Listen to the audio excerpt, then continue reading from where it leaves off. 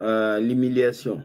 L'humiliation, on a fait l'humiliation et la trahison. Aujourd'hui, on parle de la blessure d'injustice. Ensuite, on parlera d'abandon. Toutes ces blessures, en général, sont des blessures qui ont une connexion avec notre enfance, hein, en général. On arrive à l'âge de 17, 18, 19 ans, on découvre des blessures comme ça. Ce que je veux déjà dire aux gens, c'est qu'il faut faire la différence entre les écorchures. Pour moi qui viens du milieu clinique médical, il y a ce qu'on appelle les écorchures. Quand tu tombes à vélo, tu t'écorches le genou, tu t'écorches le coude.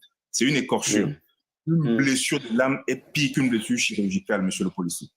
Imagine un peu quelqu'un qui est en salle opératoire, on lui ouvre les différents muscles abdominaux, on entre au niveau de son ventre, et là on a accès aux intestins, on a accès à l'estomac, on a accès au tissu interne. Et si le patient se lève de là et va chez lui, qu'est-ce que va faire ce tissu? Ce tissu va se reverser à l'extérieur si le chirurgien n'a pas eu le temps de coudre.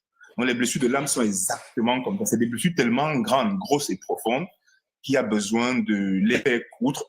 Il y a besoin de les faire de la médication, il y a besoin de les soigner attentivement, il y a besoin d'éviter des infections, attendre un temps de cicatrisation important avant de se remettre en route. C'est ça les blessures intérieures, on les voit pas avec les yeux, elles vont toucher l'enfant intérieur qui est dans notre cœur et c'est des blessures qui peuvent, si jamais on ne fait pas attention, nous accompagner toute notre vie. Wow. Donc en réalité, c'est des choses qui sont assez graves quand même. Du coup, on a des gens qui, comment ça se manifeste en général, les blessures? Ça se manifeste par une forme, comme toute blessure, la douleur. Et qu'est-ce que fait la douleur? La douleur nous dénature, on n'est plus comme un être humain normal. Va voir quelqu'un à qui on fait une opération chirurgicale sans faire d'anesthésie. Mais devant les femmes qui ont déjà accouché ici, imagine les femmes qui ont déjà eu les péridurales, quand on veut faire éventuellement des accouchements, on passe par la partie lombaire, on fait des péridurales, ça fait souvent très mal. Et ça, c'est pour faciliter la sortie de l'enfant, pour que tu ne sentes pas trop de mal quand on te fait, par exemple, une césarienne. Mais la douleur est quand même là. Imagine donc si on te fait une césarienne sans anesthésie, comment ça va être? Ça va être atroce. Tu risques même d'en décéder, toi, là-dedans. Du coup, les blessures intérieures sont... La douleur fait en sorte que tu deviens agressif. Tu n'arrives pas à te contenir. Tu n'arrives pas à avoir une vie sereine. Tu n'arrives pas à regarder les gens avec amour. Parce que tu détestes toi-même, parce que tu as tellement mal. Je ne sais pas si dans vos familles, il y a eu quelqu'un qui a la drépanocytose. Il y a des gens qui souffrent tellement au niveau des articulations qui vous disent souvent, papa, maman, j'ai envie de partir. Je suis fatigué. J'ai mal. Et tu donnes des médicaments, tu donnes de l'aspirine, tu donnes du paracétamol, tu donnes des anti-inflammatoires. Parfois, ça ne fonctionne pas. Non, les blessures intérieures sont plus douloureuses que ces blessures corporelles. Les blessures voilà, il dit ça, son fils avait la drépanocytose. Demandez à cette dame comment il est passé des nuits blanches. Quand les crises commencent, ça peut durer 2, 3, 4 jours. L'enfant ne dort pas. Pleure toute la nuit et tu pleures avec lui. Les blessures intérieures sont comme ça. Mais là, tu ne pleures pas pendant 2, 3 jours. Tu pleures pendant toute ta vie tant que tu ne les guéris pas. Donc, c'est très profond. C'est très douloureux. Et cette douleur donc se manifeste par nos relations qui sont désastreuses. On arrive finalement à être une personne qui vit faussement parce que finalement, on a peur de regarder la blessure, parce qu'on a peur de la regarder en face, de voir que c'est une blessure qui est ouverte, de voir que c'est une blessure qui nous fait mal, de voir que c'est une blessure qui nous montre ce qu'on n'a pas envie de voir en réalité. On n'a pas envie de revoir la douleur, on n'a pas envie d'affronter le trauma qui nous a trempé dans cette blessure. Ça, c'est en général pour toutes les blessures. La blessure d'injustice, par contre, elle est particulière parce que c'est une blessure dans laquelle, généralement, qui se manifeste comment? On a... un grand sentiment non seulement de perfectionnisme, c'est-à-dire on a envie que tout soit parfait. On a une blessure qui fait en sorte qu'on se victimise facilement. On a une blessure qui se manifeste par un trop plein de contrôle. Pourquoi c'est ça? Parce que quand on a subi des injustices, ou on pense en avoir subi, l'enfant, comment il revit ces moments-là? Il a l'impression que on est juste avec les autres, mais pas avec lui. L'enfant a l'impression que dans d'autres familles, ça se passe mieux, mais pas dans sa famille. Et quand il se confronte à l'école, je vais prendre un exemple. Je prends un divorce simplement. Prenons un divorce. Un divorce fait en sorte que l'enfant voit quoi? Il voit le papa qui dit, OK, comme c'est donc comme ça entre maman et moi, les enfants, écoutez, je vais quitter la maison, mais je reste votre père. Je reviendrai vous prendre très souvent. Les week-ends, on se verra. Et n'ayez pas peur, je suis avec vous, je suis là. Il s'en va, il quitte la maison. Papa s'en va, il laisse la maman avec les enfants. Un enfant, en ce moment, peut voir ça comme une grande injustice. Il dit, Seigneur, pourquoi mon père s'en va? Pourquoi ma famille, pourquoi d'autres enfants à l'école voient leur père et leur mère venir les chercher? Moi, ce n'est que maman qui vient me chercher depuis 1, 2, 3 ans. Pourquoi papa est parti? Et vivre ça comme une forme une forme d'injustice incroyable. Il faut rappeler qu'on a souvent au moins 2 blessures en général dans l'être humain. D'autres disent même 3. Le même événement qui me fait la blessure d'injustice, parce que je vais le créer, peut, dans moi-même encore, la même personne me créer la blessure de rejet. J'ai l'impression que je ne plais plus à mon père qui est parti. Peut-être il part à cause de ma faute. Je me sens rejeté. En même temps, je vis la blessure d'injustice. Et au même moment, je vis la blessure également, j'acquiesce la blessure de rejet. Et regarde, ça ne s'arrête pas là, le policier, ça peut continuer. Il y a un peu une troisième blessure, sur le même événement, ça peut être par exemple l'abandon. Maintenant que papa m'a rejeté, je sens que c'est pas normal, c'est injuste. Maman va souffrir, elle est toute seule. Il n'y a pas de papa pour l'aider, pour l'accompagner dans notre projet de famille. Je développe une troisième blessure qui est l'abandon. Papa nous a abandonnés, il a abandonné ma mère, il a abandonné nous les enfants. On est abandonnés à nous-mêmes.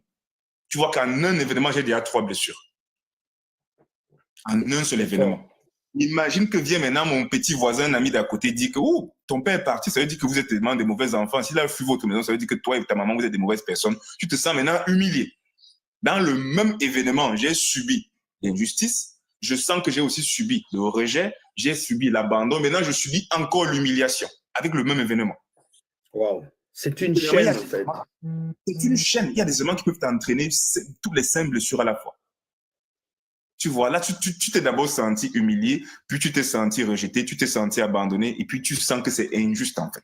Maintenant, en fonction de ton âge, de ton évolution, peut-être de 8 ans à 10 ans, à 13 ans, tu peux te sentir beaucoup d'injustice. Que ce n'est pas juste, c'est pas normal, Seigneur, et te plaindre tout le temps. Pourquoi on n'a pas de paix? Pourquoi maintenant, tous les événements qui vont se passer dans votre vie de famille, quand il va manquer les pâtes, il va manquer du lait au frigo, tu as dit, si papa était là, il ne va pas manquer de lait. Donc, c'est injuste ce qu'on subit parce qu'il est parti. Et donc, tu commences à rentrer dans un mécanisme de quoi? De plainte continue. Une personne qui subit l'habitude d'injustice se plaint constamment. La personne arrive, elle se plaint constamment, elle se plaint tout de la vie, que la vie ne va pas bien. Pourquoi? Et la personne tend à voir toutes les choses très négativement dans la vie. D'accord? Donc, ça, c'est l'un des aspects principaux de la blessure d'injustice. Un autre aspect très important de la blessure d'injustice, c'est que maintenant, face à ce genre de ces blessures en général, caractéristiquement, ça te rend donc vulnérable, ça te rend hyper réactif et tu as tendance à avoir une sensation d'impuissance. Tu n'arrives pas à sortir d'un chemin négatif. Tu as l'impression que c'est fatal pour toi. Tu as l'impression que ta vie ne changera jamais. Tu as l'impression, bonsoir Alice, tu as l'impression que quels que soient les efforts que tu fais, papa ne reviendra pas à toi parce qu'il est parti. D'accord? Donc, il y a une sensation d'impuissance et tes réactions, tu avais tes amis, tu vois, pour beaucoup d'enfants à l'école, si par exemple nos policiers me disent que Pat, ça va, moi mon père vient me prendre aujourd'hui. Toi, pourquoi ton père ne vient jamais? Ça déclenche une réaction en moi, je ressens l'injustice encore et puis j'attrape le policier par le cou, je le jette par terre jusqu'à ce que les camarades ou les professeurs viennent me retirer de lui. Je commence à avoir des hyper. Ça crée la violence. Une forme de violence, une forme de rigidité même. Tu deviens très rigide comme personne quand tu as ce genre de. Comment on reconnaît même généralement les gens qui n'ont pas de rigidité? Les gens qui ont les blessures d'injustice, c'est les gens qui sont souvent très pimpants, très carrés, parce qu'ils sont dans une forme de perfectionnisme, parce qu'ils sont trop durs avec eux-mêmes. Et moi, j'ai été comme ça. Donc, tous les gens qui ont subi la blessure d'injustice peuvent te le dire. J'aimerais effectivement vraiment, avant de continuer la description de ces différentes caractéristiques, j'aimerais qu'on se penche, policier, sur un texte que j'ai prévu lire au départ. Parce que je veux lire ce texte pourquoi? Parce que je veux commencer par la fin. La fin, pourquoi? Ce que je vais dire dans ce texte va caractériser la vie d'un homme qui guérira de n'importe quelle blessure, homme comme femme. Il y a quelque chose qui va vous caractériser, c'est que vous allez entendre la voix qui vous permet de retrouver l'équilibre. Et je vais lire un texte qui se trouve dans Roi 9, 19, de 9 à 15. Roi 19, de 9 à 15. Là, on parle de Élie, en fait, selon le prophète. Un roi 19, verset 9 à 15. Vous pouvez noter dans les commentaires. Un roi. Alors, il est écrit. Arrivé au mont Horeb, Élie entre dans une grotte et il passe la nuit à cet endroit. Le Seigneur lui adresse sa parole. Pourquoi es-tu ici, Élie? Il répond. Seigneur Dieu de l'univers, j'ai pour toi un amour brûlant. Mais les Israélites ont abandonné ton alliance, ils ont détruit les autels dont tu étais prophète. Moi seul, je suis resté et ils veulent prendre ma vie. Tu vois, ici, il est en train de subir une grande injustice. Il sûrement, à son âge, avec son expérience de prophète, il a sûrement guéri de beaucoup de ses blessures. Il ne peut pas dire qu'à son âge, il avait encore les blessures qu'un jeune a, qu'il a accompagné jusqu'à 30, 35, 40 ans. Il y avait sûrement guéri de beaucoup de ses blessures. Mais regarde comment jusque-là, il se plaint devant Dieu d'une situation qui est injuste. D'accord? Et là, moi, parfois, moi, je me plains également sur TikTok. Et c'est pas que j'ai encore cette blessure, mais je me plains du fait que quoi, les valeurs sont en train de disparaître. Ici, on voit quoi? On dit, ils ont rejeté tes docelles, détruit tes autels, tué les prophètes, abandonné ton alliance. L'alliance de Dieu, c'est celle qui nous permet d'avoir des valeurs, en fait. Dieu, au travers de son alliance, nous permet des valeurs profondes, puissantes. C'est qui nous donne le salut, qui est l'une des plus grandes clés du bonheur de l'être humain. Parce qu'il sait qu'ici sur terre, après la vie, il y aura une vie dans l'au-delà, la vie continuera après la mort. Donc, avoir ces valeurs-là pour lui, c'est que le peuple a rejeté les valeurs. Un peu comme le sur un panel, sur 100 panels, il y en a 2 comme celui-ci, 98, c'est n'importe quoi. Donc, tu te rends compte que les valeurs dans notre ère, c'est comme à l'ère d'Élie, ça a disparu, comme à l'ère de Noé, c'est pareil. Je continue la lecture. Le Seigneur dit, sors d'ici, va dans la montagne attendre ma présence. Moi, le Seigneur, je vais passer. Le Seigneur dit que je vais te visiter. Écoutez bien. Wow. Tout d'abord, avant l'arrivée du Seigneur, un vent violent se met à souffler. Première chose, vent violent. Et on dit, il fend la montagne et casse les rochers, mais le Seigneur n'est pas dans le vent. Amen. Après le vent, il y a un tremblement de terre, mais le Seigneur n'est pas dans le vent. Le Seigneur n'est pas dans le vent, le Seigneur n'est pas dans le tremblement de terre. Ensuite, on dit, après le tremblement de terre, il y a un feu, monsieur le policier. Hey. Mais le Seigneur n'est pas dans le feu. Hey. Après le feu, il y a eu un souffle léger. Et dans notre tradition, on dit qu'il y a une voix subtile. Subtile, ouais. Subtile, posée, calme, douce. Il y a eu le vent, il y a eu le tremblement, il y a eu le feu. Dieu n'était pas dans ces choses-là. Mais quand il y a maintenant eu un bruit léger, un souffle léger, quand Élie entend ce souffle léger, quand il entend ça, il se cache le visage. Élie a reconnu la présence de Dieu. Quand il y avait le vent, il n'a pas caché son visage. Quand il y avait la tempête, il n'a pas caché le visage. Quand il y avait les tremblements, il n'a pas caché le visage. Mais quand il y a eu le souffle léger, il a caché le visage. Parce qu'il a su que voilà le Seigneur maintenant qui arrive. Qu'est-ce qu'on dit dans ce texte? Il sort et il se tient à l'entrée de la grotte. Il était d'abord entré dans la grotte, maintenant il sort de la grotte. La grotte, c'est quoi? C'est notre intimité, c'est notre chambre. Quand on veut prier, c'est dans les rues. C'est pas se placer dans les carrefours pour crier Seigneur, Seigneur. Rentre dans la grotte comme il est. Environnement dans ta vie, de chercher les choses précieuses. Rentre dans la grotte et essaye dans le tourment de la vie, les problèmes de facture qui sont le tremblement, les bleus-feux qui brûlent dans ta maison, le divorce est en train de tomber sur toi. Il y a la tisa qui te menace. Comme tu es dû aller chercher les problèmes avec les tisas dehors au lieu d'arranger les problèmes dans ta maison. Tu as le feu dans tout le quartier comme Balthazar. Bref, c'est nous-mêmes le feu. Tout ça, c'est nous, le vent, c'est nous qui le créons dans nos vies. C'est les problèmes qui nous assaillent. Mais on dit que dans toutes ces choses-là, Dieu n'est pas dedans. Dieu est dans quoi? Dans un souffle léger. Une voix subtile. Il y a d'autres versions qui parlent vraiment d'une voix très, très fine, très douce qu'il a réussi à entendre. Élie a identifié cette voix. Et quand il a entendu la voix, qu'est-ce qu'il a fait? Il sort finalement de la grotte et il dit, Seigneur, me voici. Et qu'est-ce que le Seigneur lui dit? Quand Élie entend, il se cache le visage et puis il sort à l'entrée de la grotte. Alors il entend une voix, elle dit, qu'est-ce que tu fais ici? Le Seigneur lui pose la question pour une deuxième fois. Pourtant, Dieu avait déjà entendu qu'il y avait un problème. Il a dit, va m'attendre, je vais passer. Pourquoi Dieu pose la question pour la deuxième fois? On dit souvent que Dieu connaît ce qu'il y a dans notre cœur, mais il veut que nous le lui exprimons. Il veut qu'on lui parle. Il veut le temps pour parler. Mais est-ce que dans le tumulte qu'on a autour de nous aujourd'hui, est-ce qu'on trouve le temps, avec nos blessures, de trouver le temps pour parler à Dieu? Non. Question. C'est donc là où Élie dit, Seigneur, Dieu de l'univers, j'ai pour toi un amour brûlant. Il rappelle l'amour qu'il a pour Dieu, l'amour qu'il a pour les valeurs, l'amour qu'il a pour la lumière. Comme on voit tout le temps parler des valeurs ici, là. C'est de ça que je veux souvent parler. Les valeurs, là, qui nous fait briller. Il a dit qu'il y a de l'amour pour les valeurs. La première valeur, et plus importante, c'est quoi? C'est le Créateur qui entre dans ton cœur de l'enfant intérieur, qui souffre de ta blessure dont on a fait. Yes. Ton cœur s'ouvre, l'enfant intérieur que tu as abandonné depuis ta naissance, et tous les blessures contre lesquelles c'est de l'injustice, souffre. Mais là, il dit, j'ai été un amour brûlant, les Israélites ont abandonné ton alliance, ils ont détruit les hôtels, ils ont détruit les prophètes. Moi seul, je suis resté et ils veulent prendre ma vie. Qu'est-ce que je fais lui? Il dit, reprends la route vers le chemin du désert. Qu'est-ce que Dieu fait? Dieu l'envoie dans le désert encore, mon frère. My God, là où il y a encore personne, là où il y a encore personne. Le désert où il y a la solitude. La solitude, mon frère. Hey. Les gens qui ont souvent peur de la solitude, là, c'est le secret est caché là-dedans. C'est dans la solitude qu'il y a le secret pour pouvoir guérir de tes blessures. Dieu dit, waouh, va à Damas, là-bas, qu'est-ce que tu feras? Tu consacreras Hazaël comme roi de Syrie. Tu consacres, c'est une bénédiction. Donc, tu as béni quelqu'un. Tu as fait un nouveau roi. Dieu dit encore, après le désert, tu consacreras Jéhu comme fils de Nimshi, comme roi d'Israël. Deuxième bénédiction, parce qu'il sort du désert. Troisième bénédiction en sortant du désert, il dit qu'ensuite, même toi qui peux me souhaiter ton problème là, il s'attendait que Dieu résolve son problème d'une façon particulière. Écoute ce que Dieu lui dit, mon frère. Dieu lui dit, tu consacreras le désert comme prophète pour te succéder. Dieu prépare sa sortie. Waouh! Est-ce que vous avez déjà vu quelqu'un, voilà, Élisée ne panique pas, hein, il reste calme, il entend cet ordre-là. Il a déjà le trône en vue à sa vie. On y voit comment il souffre que les valeurs ont disparu de tout le pays. Les gens sont dans les contre-valeurs, les Balthazar et les Balthazaroises dansent dans le Makossa, dans tout le pays. Lui, il a fui, parce que ceux-là, maintenant, disent que comme tu es la lumière, là, nous, on t'en veut. Nous, on doit t'éliminer. On doit maintenant éliminer toi, le policier. Maintenant, le policier se met à fuir. Et il arrive, Dieu lui dit, et vous voyez, c'est ça la différence. À partir de cet instant, j'aimerais que vous vous concentrez pendant que je vais développer sur la blessure de l'injustice quelque chose. Regardez au-dedans de vous, ne pensez à personne d'autre qu'à vous. Waouh, amen.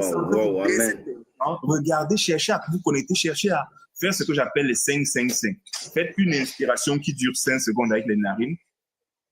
Vous bloquez pendant 5 secondes avant de faire une expiration avec la bouche de 5 secondes. Faites ça 3 fois. Quand vous avez fait ça 3 fois, vous me dites, je vais continuer au live.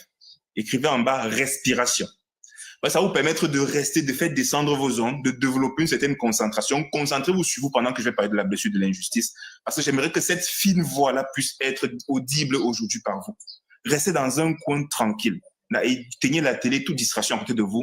Après la respiration, on inspire pendant 5 secondes. On bloque pendant 5 secondes. Et on expire pendant 5 secondes. Ça vous permet, quand vous faites ça 3 fois, d'avoir une forme de connexion à soi. Vous sentez même vos pulsations au niveau des poignets. Vous sentez votre cœur pulser comme ça. Arrêtez même de tapoter si vous voulez. Quand vous avez fait les 5 respirations de 5 secondes, recommencez au tapotage pour sécuriser le live et concentrez-vous sur vous. Concentrez-vous sur vous. Parce que quand le Seigneur parlait à Élie, là, si Élie n'était pas concentré sur lui, il n'allait pas policier, il allait avoir peur du vent, il allait fuir, il allait se mettre à dire qu'il y a trop de vent autour de lui. On dit que le vent détruisait les montagnes, ça allait détruire la montagne où il se trouvait. Or, il a su que Dieu n'est pas dans le vent. Par contre, Dieu lui avait promis que Dieu allait passer. Il a attendu. Après le vent, il y a eu un tremblement de terre. Dieu n'était pas dans le tremblement de terre. Lui, il a su que Dieu n'était pas dedans. Il y a eu le feu. Même le feu, là, pouvait le brûler. Mais il n'a pas eu peur. Parce qu'il a dit que tous ces problèmes de la vie, si ça m'importe peu. Le Seigneur est arrivé. Quand le Seigneur est arrivé, il est parti par une voix subtile pour lui parler. Dieu nous parle tous les jours avec nos blessures là, dans les voix subtiles. Amen. On n'entend pas. Et je suis désolé pourquoi on est comme ça. Arrêtons de nous concentrer sur le monde. Oh, il y a les problèmes là-bas. Aujourd'hui, on a élu Barack Obama président. Il va venir sauver l'Afrique. Vous avez vu qu'il n'a pas sauvé l'Afrique. L'Afrique a tous ces mêmes problèmes. Amen. Donald Trump est monté au pouvoir. Nous, les entrepreneurs, on est condamnés à payer les taxes. Mais ce n'est pas ça le problème. Le problème, c'est nous. C'est en nous qu'il y a le problème. Et tant qu'on n'est pas concentré en nous pour affronter ce problème, malheureusement, on s'en sortira pas. My God, c'est fort. Laissons les autres, concentrons-nous sur nous. Parce que pour guérir dessus de l'intérieur, on a besoin d'entendre cette fine voix. On a donc besoin de se concentrer sur nous. Une fois que j'ai dit ça, donc, je vous fais confiance que vous soyez concentrés sur vous. Suivez, concentrez sur moi. Concentration sur moi. Écrivez ça en commentaire. Donc, comme je vous disais, dans la blessure de l'injustice, une fois qu'elle se manifeste généralement au bas âge, entre 4 et 6 ans, elle est due à quoi? À une forme de rigidité, à une forme de parentalité difficile du parent du même sexe que nous. C'est-à-dire que si tu es une femme qui a subi la blessure de l'injustice, ça probablement ça vient de ta mère. Très probablement.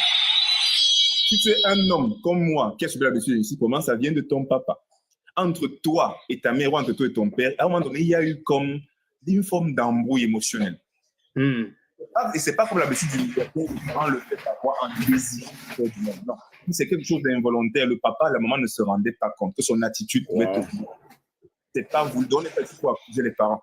On est ici juste pour faire remarquer que du point de vue clinique, scientifique et du point de vue de la psychothérapie, c'est une blessure qui généralement part de l'enfance. Entre 4 et 6 ans, la personnalité ne s'est même pas encore formée, mais on l'a déjà développée. Et généralement, c'est dû à la figure du même sexe, le parent du même sexe. Et comment est-ce que parent, généralement, c'est un parent qui peut avoir, par une période de sa vie, avec moi, été froid, qui peut avoir été dur, avoir été trop autoritaire ou avoir été très sévère. Généralement, c'est le rapport qui se crée entre le parent et l'enfant. Il y a une forme de sévérité, de dureté, d'autorité qui peut refroidir l'enfant et le rendre avoir la sensation qu'il vit une injustice. Et comment ça se manifeste cet enfant? L'enfant sera une personne qui sera de façon une perfection constante. et qui va également être une personne qui recherche, qui va beaucoup se victimiser. Donc, c'est une personne qui a tendance à trop s'autocritiquer. S'il y a dans les autres blessures, on est beaucoup concentré vers l'extérieur. Dans la blessure de l'injustice, on est beaucoup concentré sur soi, mais pas pour se valoriser, mais pour se dévaloriser. On se dévalorise tellement et on s'autocritique tellement qu'on n'a pas une bonne estime de soi. On est trop dur avec soi. Moi, je me rappelle quand j'avais échoué au bac, c'était l'un des premiers j'avais échoué avant d'avoir échoué au bac. J'étais assis au policier, je ne voulais même pas aller en vacances cette année-là. Je me suis traité très durement. J'étais très dur avec moi.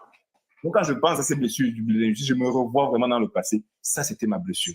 Je ne voulais pas aller en vacances. J'avais échoué au bac. Je me traitais mal. Je faisais des exercices jusqu'à 2 heures du matin. Je voulais tout recommencer à zéro. L'année devait commencer en septembre. J'ai commencé à étudier en juillet. Je suis déjà en train d'étudier. Parce que je me suis senti, j'ai dit que c'est pas juste.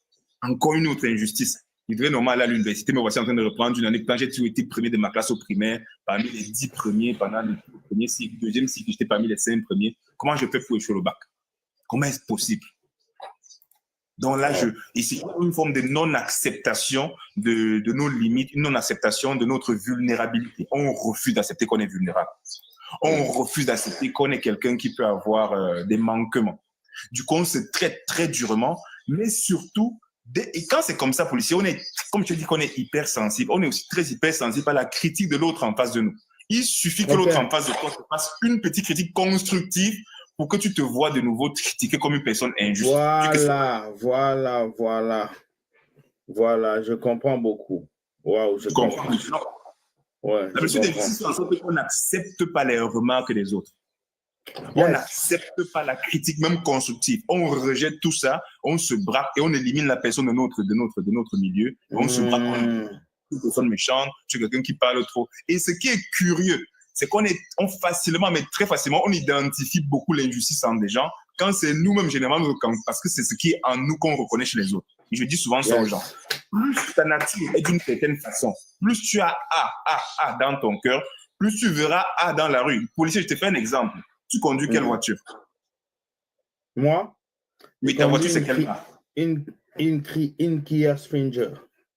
La Kia Stranger. Remarque bien, avant d'acheter la Kia Stranger, est-ce que tu n'as pas remarqué qu'avant de penser à acheter cette voiture, tu ne l'as remarqué même pas en route?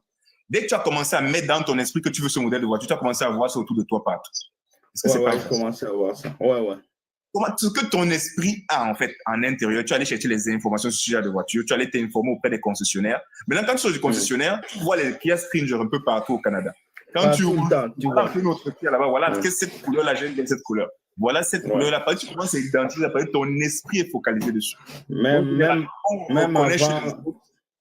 avant, quand j'avais les autres, Volkswagen, tout ça, tu commences à les voir. En fait, c'est psychologique. Tu commences à les voir, c'est psychologique. Généralement, remarquez bien, quand vous avez une blessure, vous allez facilement identifier les traits de votre blessure sur les autres autour de vous.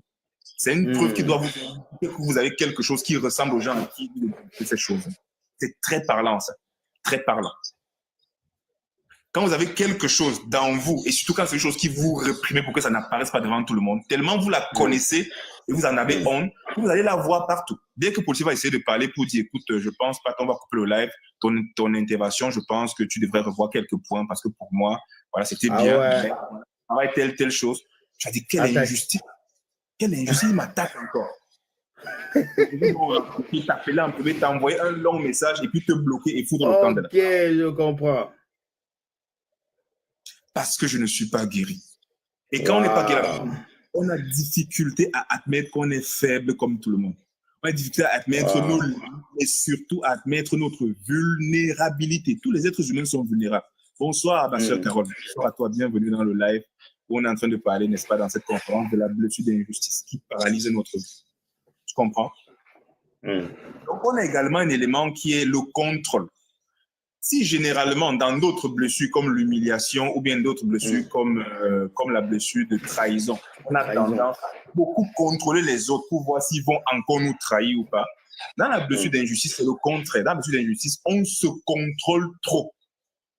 Wow. C'est comme ça, tu as tendance à, tu vois, arriver toujours à 4 épingles serrées là. Tu es dans ton truc, tu es là, les épaules carrées, la tête est droite comme ça.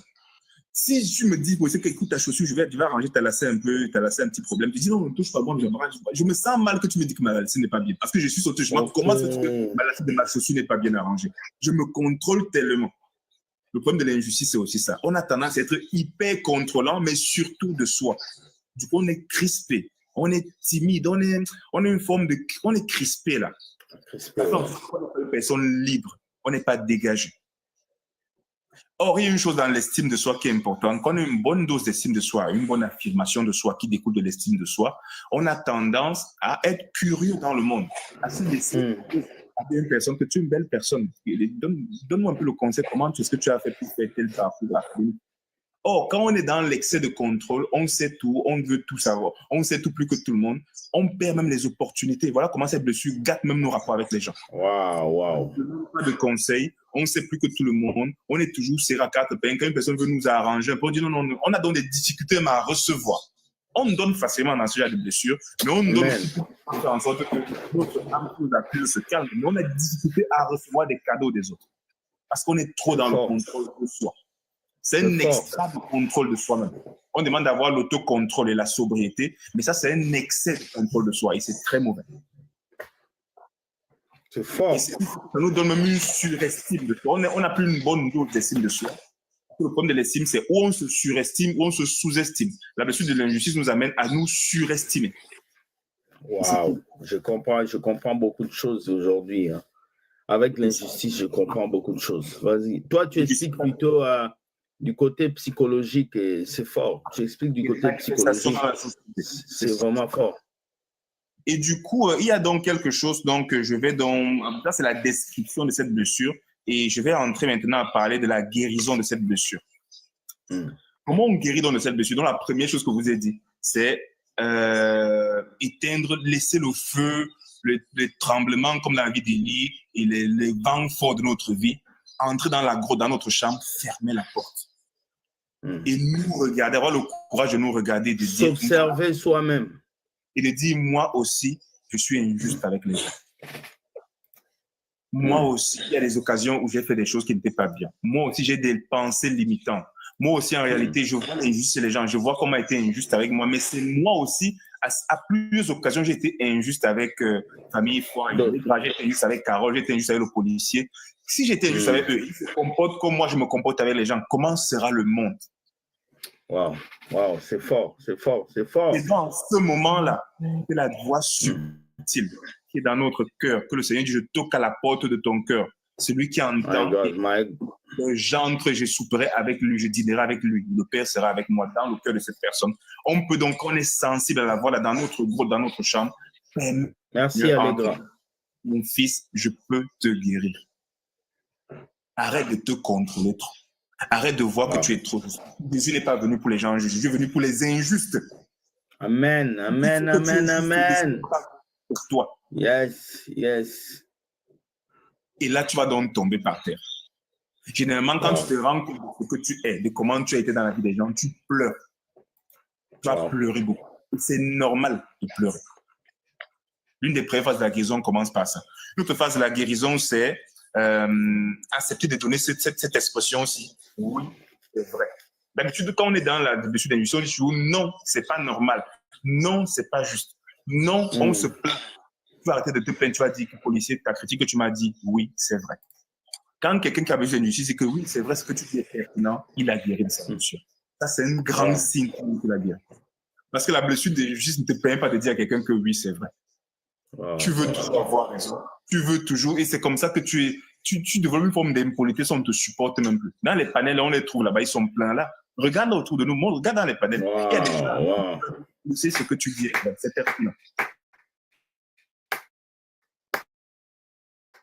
Les gens qui ont l'habitude de reconnaître très facilement. Franchement, ouais, ça c'est vrai. Je me rends compte de beaucoup de choses.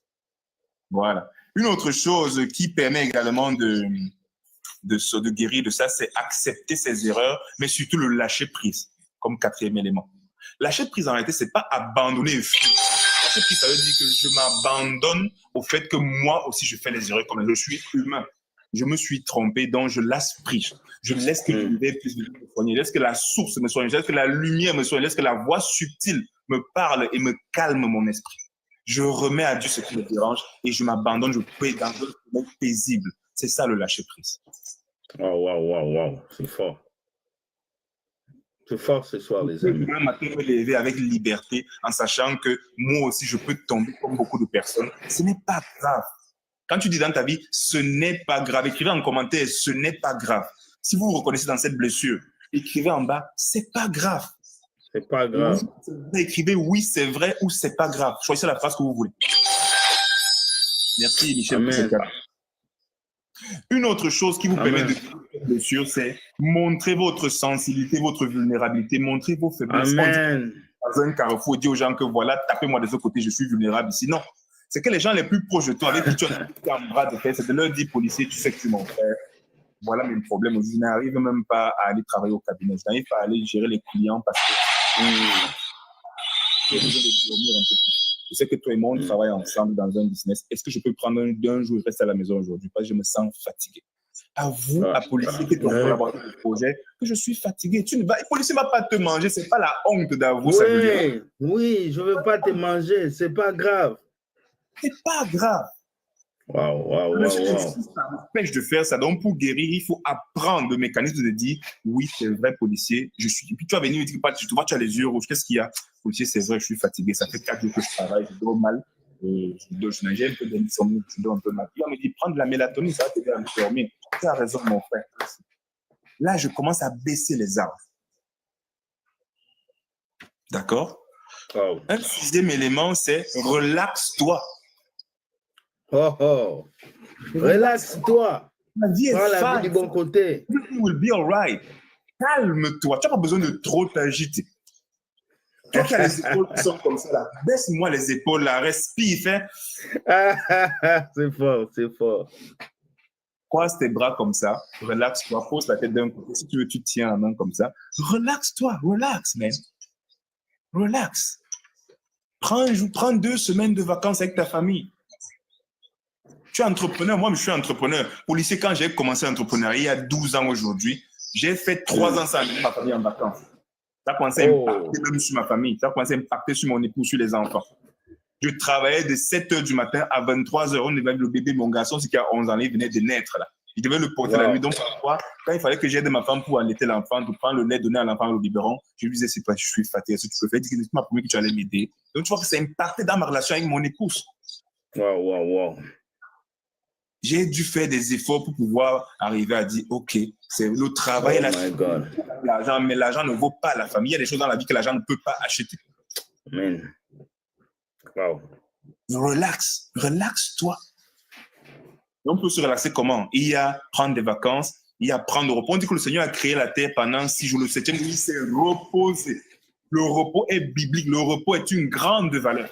Quelqu'un qui ne se repose pas, c'est quelqu'un qui perd même la direction du projet qu'il est en train de mener. C'est quelqu'un qui devient dangereux comme leader. Un leader qui ne se repose pas va entraîner les gens dans la catastrophe. Si vous voyez les chauffeurs de bus là, qui conduisent des bus avec 70 passagers, quand ils ne dorment pas bien, c'est des accidents assurés, mon frère. Oui. C'est des vies comme imagine des pilotes. Un pilote qui ne s'est pas bien reposé, il fait 14 heures de vol de Los Angeles à Paris. Là. Imagine les catastrophes qu'il peut causer.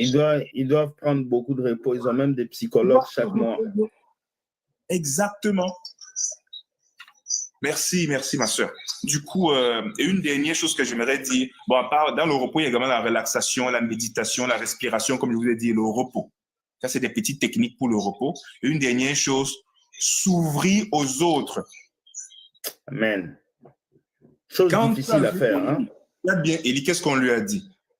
Maintenant que le feu est passé, le vent est passé, tout ça, Dieu n'était pas aidant. Quand la voix subtile lui a parlé, elle a dit, prends, va, retraverse le désert. Pendant le désert, Dieu te prépare à ce que tu rencontres les gens.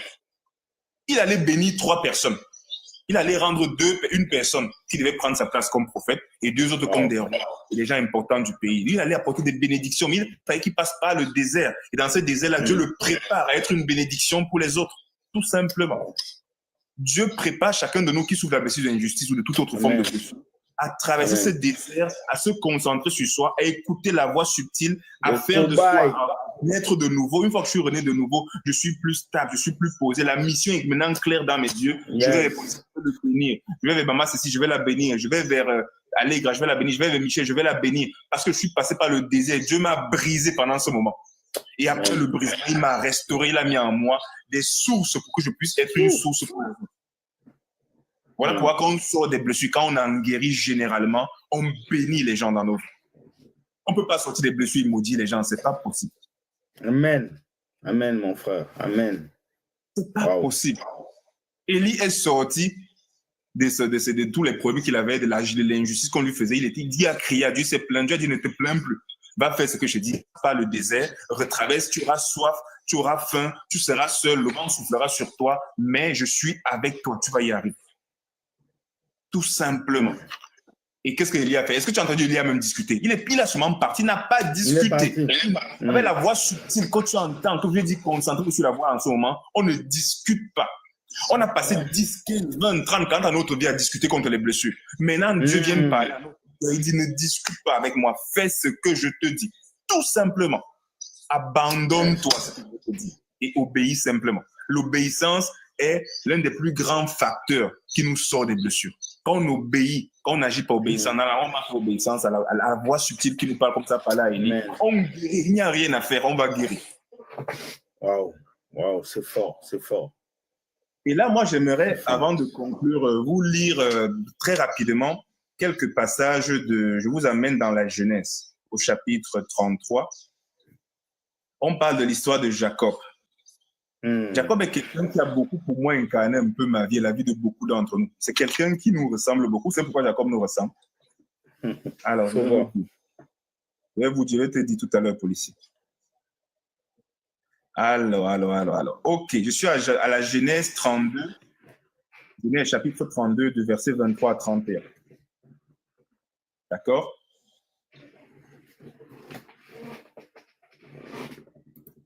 Je vais lire ce texte-ci.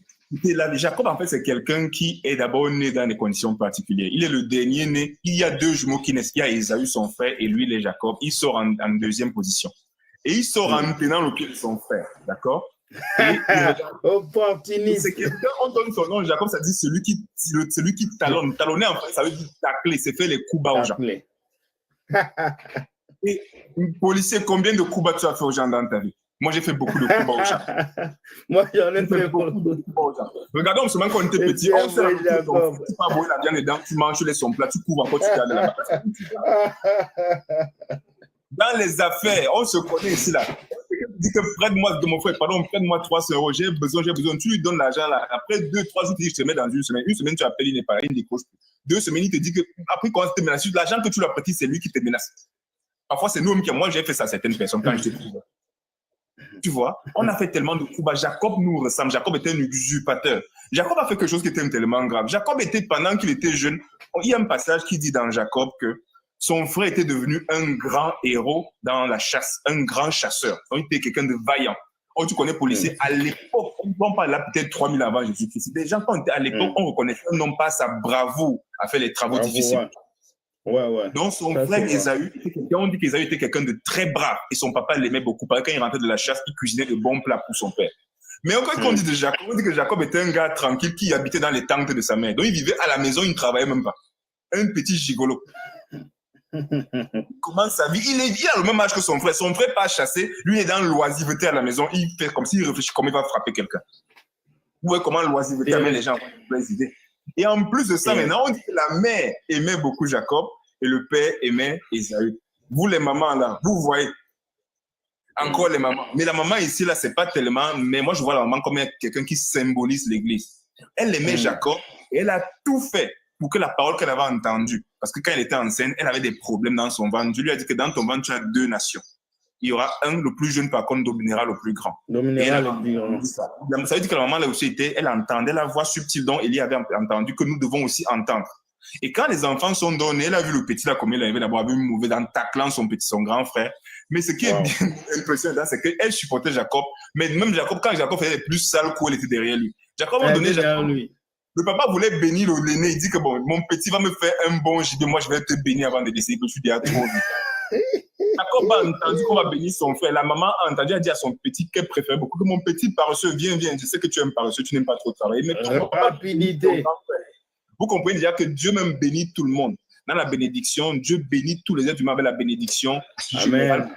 Dieu bénit même les gens qui ne croient pas en lui. Si tu es dans ce live et que tu ne crois pas en Dieu, Dieu te bénit. Tu as la connexion, tu as l'eau à boire, tu as un toit sur ta tête. Dieu bénit tout le monde. C'est déjà une bénédiction, ouais.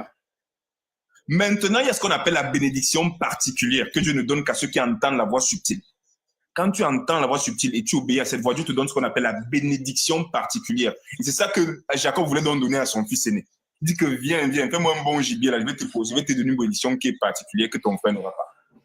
Et maintenant, quand maman entend ça, elle n'a pas dit à son petit Jacob qu'on va bénir Ésaü, il faut qu'on voit la bénédiction, je veux que toi tu prennes ça.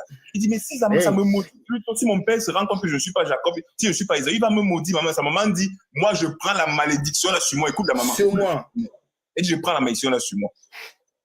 Va me tuer un agneau là-bas, va prendre un agneau dans la cour, tu viens, moi la maman, je vais cuisiner ça pour toi, tu vas donner à ton père. Donc la maman a même cuisiné à la place du petit connard qui ne savait pas cuisiner, il ne savait même pas comment on cuisine.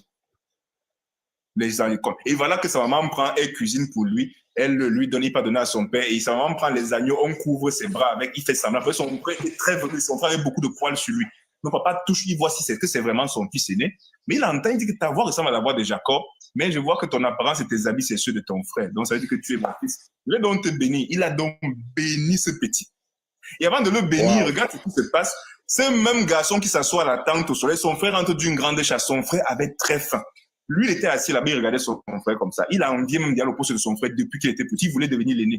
Qu'est-ce qu'il a fait à son frère? Son frère entend jouer la famine et il dit à son frère dit, c'est fait, donne-moi le plat de légumes que tu as fait, j'ai envie de manger, j'ai trop faim, j'ai soif, j'ai envie de manger. Il a dit, vends-moi ton droit d'aînesse avant de manger ma nourriture. Regarde ce qu'il demande à son grand frère. C'était un escroc, c'était un espion, un opportuniste. Il nous ressemble. Il y a un moment dans la vie, on a été comme ça, nous tous ici. Nous tous, on a été comme Jacob. Des voleurs, des espions, des escrocs. Et son frère, comme son frère avait très faim, il lui vend donc son droit d'aînesse. Et le gars a pris, il a donné, il dit, maintenant mange alors. Et non, maintenant, Jacob est devenu l'aîné, officiellement, spirituellement, devant son frère. Aïe, il a passé la main. Qu'est-ce qui va donc se passer? À un moment donné, Jacob, il fuit donc, il a voulu besoin de son frère. Son frère, en tant que quand il vient pour qu'on le bénisse, Isaïe vient pour qu'on le bénisse. Son papa dit que non, je ne peux plus te bénir. Ton frère, il a passé, il a volé ta bénédiction, mon fils, je ne peux plus te bénir. Ce que peut dire pour toi, c'est que vraiment, tu seras l'esclave de ton frère, il va dominer sur toi, il sera supérieur à toi. Il dit, papa, ne me dis pas que c'est tout ce que je peux faire pour toi. Hey. Donc, il a envie d'aller prendre la vie, ôter la vie à son frère. Il dit que de toute façon, quand mon père décède, moi, je vais te ôter la vie. J'attends que le vieux meure, moi, je vais te faire ça du sale. Et c'est comme ça que maman, elle organise la fuite du petit pour qu'il aille vivre chez son oncle là-bas. Quand il est chez son oncle là-bas, il raconte ce qui s'est passé là-bas. Là-bas, il dit, mon petit, tu me ressembles, tu es la chair de ma chair, l'os de mes os, tu es un voleur, viens t'asseoir, on va boire quelque chose. Son oncle aussi, c'est un voleur. Deux voleurs se sont rencontrés. Et le jour où il fut à la maison de son oncle, là, il a resté là-bas 20 ans. En 20 ans, il devait rester normalement 7 ans. Parce qu'il a tombé amoureux de la fille de son oncle. Il a aussi fait des choses. 7 ans pour avoir la main de ta fille. Et son oncle, qui est un bon voleur comme lui, a dit, mon petit, tu as travaillé les 7 ans pour avoir ma fille? Il dit, oui, d'accord. La nuit du mariage, il envoie plutôt l'aîné. C'était la femme que le petit n'aimait pas. Il frappe son propre neveu. Il dit que chez moi, dans ma concession, on ne prend pas la petite, on prend d'abord la grande sœur avant de prendre d'abord celle-ci. Et puis quand tu as pris ça, je te donne maintenant la petite cadeau. Il dit, non, ce que tu as fait n'est pas normal. Donc, deux voleurs entre eux deux, dont lui a fait ce qu'il faisait aux autres. Voilà comment quelqu'un qui a les blessures d'injustice fonctionne. Il frappe les autres et maintenant il se plaint quand lui on le frappe. Ça, c'est la blessure d'injustice.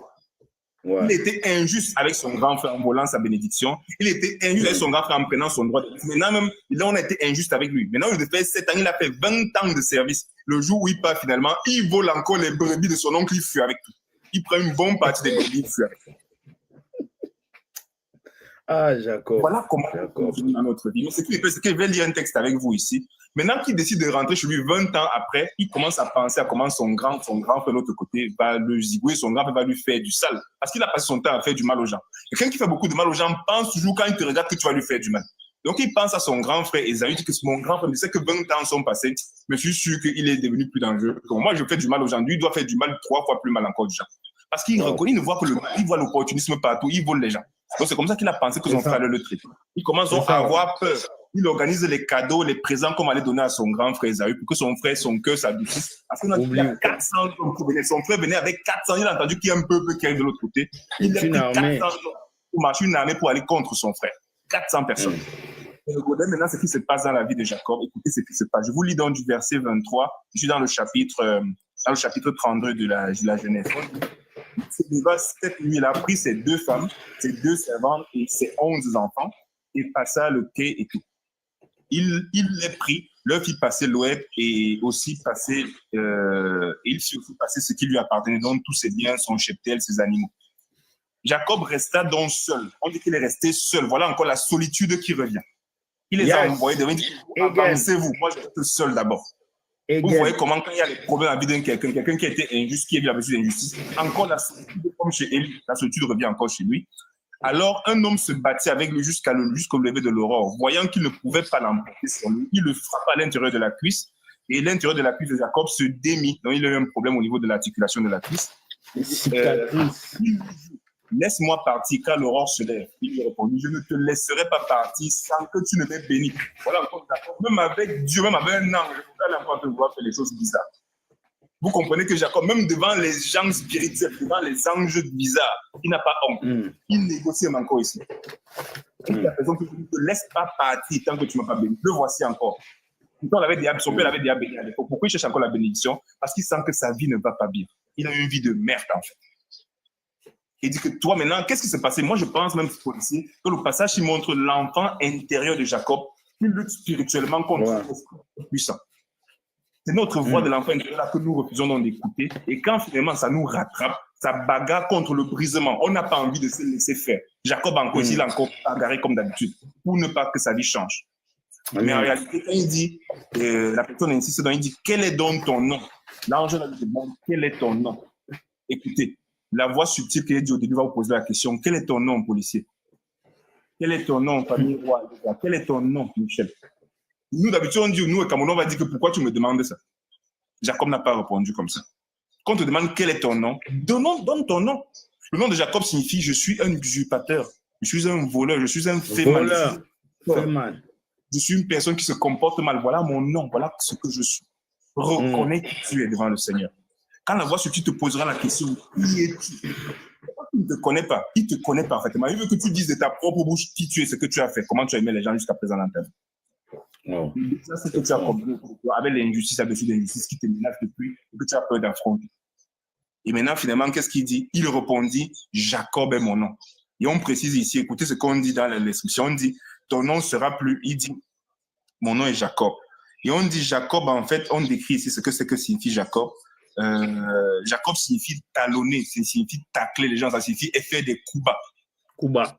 Il décrit à Dieu, voilà, c'est voilà mon identité. Écoutez maintenant ce que l'ange lui dit. L'ange lui dit, on ne te nommera plus Jacob. On ne t'appellera plus comme ça. À partir d'aujourd'hui, voilà ton nom. Mais Israël sera ton nom à partir d'aujourd'hui. Voilà. Même du point de vue de la littérature. Les gens qui sont Israël, là, ça vient de Jacob, un voleur, un bandit. C'est lui qu'on appelle maintenant Israël. Et il lui dit, car tu as lutté avec Dieu et avec les hommes et tu l'as emporté. Donc, ta vie là, tu as fui, tu étais un usurpateur, tu étais dans l'injustice totale. Tu as fait tellement de mauvaises choses. Mais tout ce que tu faisais à un certain moment donné, tu pouvais venir chercher ma face. Tu avais le courage. Maintenant même que je suis venu, je voulais passer, tu m'as attrapé, tu es mis à bagarrer avec moi. Et tu as vaincu parce que je devais partir avant que le jour ne se lève. Voilà, le jour qui se lève, moi je dois partir. Et tu insistes que je te bénisse. Maintenant, je change entre ta bénédiction, ce que tu s'appelleras désormais Israël. Du coup, tu es un vainqueur. Tu n'es plus un usurpateur. Je déclare aujourd'hui la victoire sur ta blessure de l'injustice, que ça doit s'arrêter. Écoute la voix qui te parle, qui est en train de te dire clairement que désormais, admets que tu es une mauvaise personne. Tu as vécu sûrement l'injustice. Et comme Jacob là, accepte de me donner ta identité, je vais changer ta vie. Dès ce soir, regardez quand il a béni Jacob, regardez ce qui se passe. Et là, il le bénit. On dit ça. Et puis maintenant, il dit, je t'en prie, donne-moi ton nom. L'ange lui dit, pourquoi demandes-tu mon nom? L'ange le bénit sans donner son nom. Et maintenant, il dit, Jacob appela le lieu Péniel, face de Dieu, car il dit, j'ai vu Dieu face à face et j'ai eu la vie sauve. Je ne suis pas décédé. Mais quand on voit Dieu d'habitude, on décède. La voix que tu entendras là, ça ne va pas te faire du mal. Tu vas vivre. Après le Amen. Tu vas vivre, tu ne vas pas décéder comme Jacob n'est pas décédé. Au contraire, ça l'a béni. On dit maintenant le soleil se leva, et puis c'est pourquoi ce jour Israël, et puis traversa en boitant. Les Israéliens ne mangent donc pas la cuisse, l'intérieur de la cuisse des animaux à cause de la blessure que Jacob a eue. On a nommé Israël. Mais surtout, j'avance ici pour arriver à un autre passage où on parle de la rencontre avec Ésaü. Ok? Écoutez, Jacob leva les yeux, il vit arriver Ésaü avec 400 hommes. Il repartit les enfants entre Léa, Rachel, les 2 servantes, et il plaça en avant les servantes. D'abord, il dit que si mon frère m'attaque, il attaque d'abord les servantes et les enfants. Il est resté stratège même après qu'on l'ait régénéré. Après, il met derrière la femme qui l'aimait le moins. Il a mis, à un moment donné, il met Jacob. il a mis Léa et ses enfants. Et en dernier lieu, il va mettre celle qu'il préfère beaucoup. Il met Léa et Joseph cachés derrière. Il dit que bon, tapez d'abord les autres. Celle-ci, mettez-la en dernier. Comme ça, elle peut fuir s'il y a un problème. Il est resté stratège. Mais qu'est-ce qui se fait? La différence maintenant, c'est qu'il ne se cache plus. On dit maintenant, écoutez, lui-même passa devant eux et se prosterna 7 fois. Le chiffre 7 est revenu. Le chiffre de la complétude, du complet. Quand on achète le chiffre, ça veut dire que les temps sont matures. Dans la Bible, le chiffre 7 est très important. Voilà pourquoi parfois on dit, le policier, après 7 ans de mariage, il y a souvent beaucoup de problèmes dans les mariages. Après 7 ans, c'est un chiffre qui est un peu particulier. Ça revient beaucoup dans la Bible. La lettre aux 7 églises, le chiffre 7 est très, très présent dans la Bible. 3 et 7 sont particuliers. Donc, on dit qu'il s'est procédé 7 fois. Écoute ce qu'il dit à Ésaü maintenant. Ésaü courut à sa rencontre et il l'embrasse, il se jette à son cou, il l'embrasse et il se mit à pleurer tous les deux. Wow. Ésaü lève les yeux et il vit les enfants et les familles. Il dit, c'est qui ces gens? Il lui répond, les enfants que Dieu a fait grâce de me donner à moi, ton serviteur. Lui, normalement, il est l'aîné, il a pris le droit d'aînesse. Mais pourquoi il appelle maintenant Ésaü son serviteur? Il dit, c'est je suis ton serviteur, pourquoi? Il est devenu humble. Humble, l'humilité. L'humilité. Quand on guérit, on devient humble. Il n'y a rien à faire. Wow. Il dit, je suis ton serviteur. Pardon. Ça, c'est les servantes et les enfants, les femmes que Dieu m'a données. Et maintenant, il lui dit, les servantes s'approchaient aussi. Tous les servantes et les femmes sont venus se prosterner pour accueillir, n'est-ce pas, le frère de Jacob. Et, bon, à un moment donné, on dit, Ésaü dit, mais c'est quoi tout ce que tu as envoyé avant? Tu as envoyé 4 troupes qui te précèdent, c'est quoi? Il dit, non, c'est les cadeaux que j'ai envoyés pour toi. Pardon, c'est que je t'ai fait trop de mal. Prends les cadeaux là. Pardon. Il dit que non, je suis devenu, Dieu m'a beaucoup béni aussi.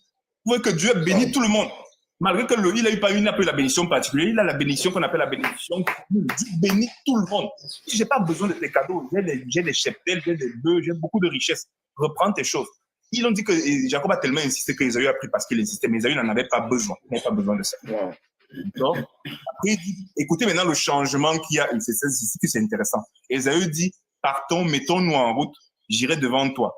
Jacob, quand on dit mettons-nous, il dit que marchons rapidement. Moi, je vais aller avec mes troupes. Toi, tu me suis, on va faire 1 jour de voyage. Écoutez la réponse de Jacob. Mon Seigneur, tu sais que les enfants sont délicats. Et j'ai avec moi des brebis, des chèvres et des vaches qui allaitent. Si l'on force la marche en un seul jour, le petit bétail va mourir. Je t'en prie, mon Seigneur, passe devant moi, moi ton serviteur, je suivrai lentement. Quand on guérit maintenant, on fait les choses easy, on fait les choses cool. Easy. Slow motion. On se relaxe, on marche doucement, on n'est plus pressé. Hey! Tu entends, policier? Ouais. Il dit, je suivrai lentement au pas de qui? Au pas du troupeau qui me précédera, au pas des enfants. Il dit même le troupeau devant lui, mais les animaux avant lui. Il suit les pas des animaux doucement. Jacob qui frappait les gens, qui volait les gens, maintenant il aime les animaux. Jacob qui volait les gens, là il a même volé, il volait les gens, il a volé la punition de son frère. Maintenant il respecte même la nature. Quand on guérit d'une blessure, c'est de ça que c'est capable. Quand on guérit d'une blessure, on respecte l'environnement, on respecte les autres, on devient humble. Et il dit, et au pas des enfants, Ésaü dit, Ésaü dit, je veux au moins laisser avec toi une partie de mes gens. Il répondit, pourquoi donc? Il dit, je t'en prie, mon Seigneur, je te retrouve grâce à tes yeux. Même ce même jour, Ésaü s'en retourna, il arriva à la maison et voilà comment ils se séparent. Et l'autre le suit tout doucement. Et il y a quelque chose qui m'a également beaucoup marqué dans ce que, à un moment donné, il y a un passage où on dit carrément, c'est écrit là, je vais plus aller, je n'ai pas le temps pour aller le chercher. Policier, on dit, il remercia son frère, il dit que je suis venu vers toi et tu m'as accueilli comme Dieu. Il regarde son frère même comme Dieu. Wow. Quand tu guéris de tes blessures, tu regardes les autres, tu les estimes en fait. Et tu les regardes comme des créatures tellement précieuses, parce que tu vois Dieu en eux. Amen. C'est ça le signe de la guérison. Jacob, finalement,